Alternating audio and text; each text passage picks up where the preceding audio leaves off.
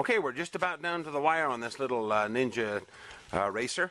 Anyway, let's go ahead and put this strip on next. This is the deco strip, I call it. Make sure you use the quarter 20 screw here, and make sure you use a little bit of the Loctite on the nut on the back side here. This is a really important screw, so make sure you use that. And then these screws here are the same, the one in the front. You can use the little nylon washers. So go ahead and put those on, and then we'll continue on. Let's go ahead and tie our exhaust up now too. There you go. This is the bracket here. It has a little bump on the back side. This is just like the stock bracket was. And it mounts to the outside of this bracket here. And then the outside of the bracket here. And the screws are in your kit. They should be with the brackets. So go ahead and put those on there.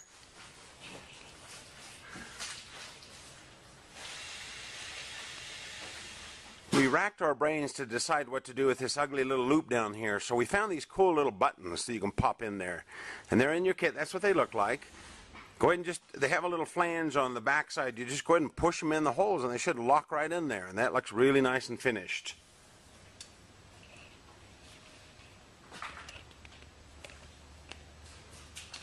Next, we'll go ahead and wire tie our brake hose to the fork like this.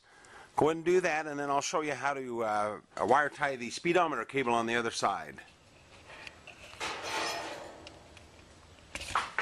When you hook your cable into the speedometer, you may have to move the bike just a little bit back and forth in order to get the little square end to go up into the speedometer there. Don't force it, whatever you do. And it's the square end up here and then the little slotted end down below. Okay, and then what I've done, I just run the speedometer cable down like that, and then I run it next to the fork right here. And then I've wire tied it right there.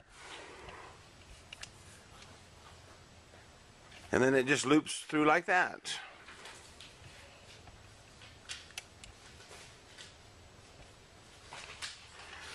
I noticed when I put this motorcycle together that I hated this silver bracket down in here. So what I did, I just took some black paint and a paintbrush and I painted this bracket. It looks so much nicer to have that black. And then one last thing we want to do. Okay, if you're the nylon nut that goes on the bottom of the seat, if it's a little bit too tight, the reason we chose plastic is because it has a little resistance, so you don't have to, you just finger tighten it, it won't vibrate and come off. But if it's a bit too tight like mine, the screws vary. Go ahead and put a little bit of oil on the screw, and that'll help it slide up and on and off there. And then I kind of shove the seat to the back as I tighten it.